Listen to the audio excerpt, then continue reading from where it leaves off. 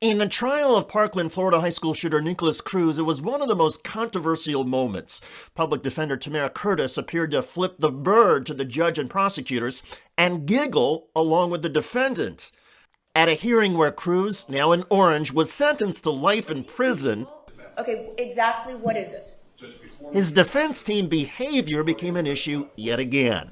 Defense lawyer Gordon Weeks objected to testimony from a father who personally had attacked the public defenders. What you are doing right now is highlighting something and making more of a spectacle. So if your office in general does not want to facilitate or incite violence, then we need to just sit down and move on. That's Broward Circuit Judge Elizabeth Shear.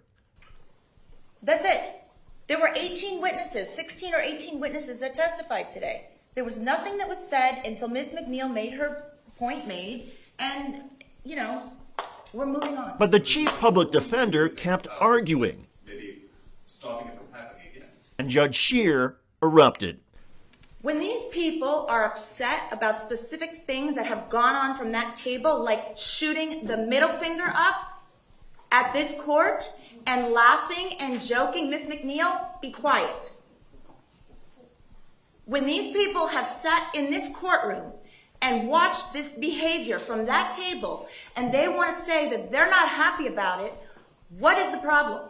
Judge, I have no problem because I have thick skin. But once you bring in my children, I think that's highly improper. I didn't even know you have children. I don't know what you're talking about. Your children? What about your children? The defense lawyer said threats to the public defenders' families were inappropriate, but the judge was not buying it. After all, this was a trial and sentencing hearing over a gunman who had killed 17 people, including 14 students. Still, the tensions of this trial and during this hearing underscored just how raw the feelings remain. In February 2018, Nikolas Cruz opened fire at Marjory Stoneman Douglas High School in the Miami suburb of Parkland. Cruz, a former student, fled the scene on foot by blending in with other students and was arrested without incident an hour later in nearby Coral Springs. At the time, the killing spree was the deadliest high school shooting in U.S. history. Broward County law enforcement received heavy criticism for its handling of the police response, including not following up in advance on multiple warnings about Cruz and his lengthy record of threatening behavior. Police were also criticized for staying outside the school during the shooting instead of immediately confronting the threat. In October 2021, Cruz pleaded guilty. Do you understand the maximum penalty is death? Yes, ma'am. A trial as to whether Cruz should receive the death penalty began in July 2022. In October, a jury found that Cruz should get life in prison. But before the judge made it official, victims' family members got an opportunity to speak in court. They tore into the 24-year-old and said he would burn in hell and die as nothing. And a few family members hammered Cruz's public defenders. Those defense lawyers, they deserved it. Some of their antics were abhorrent, and the judge should have begun disbarment efforts this summer against public defender Curtis. To flip the bird and laugh at anything in this process was an abomination.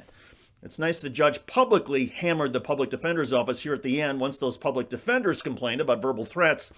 But the time to tamp down the emotions and criticize the lawyer's behavior was months ago. To be clear, being a public defender is not easy, and lawyers who do that work symbolize the very best in our constitutional rights. Everybody, even a mass murderer, is entitled to a defense. Still, it's not too much to ask even a public defender to show basic respect. I'm David Shuster. Thanks for watching.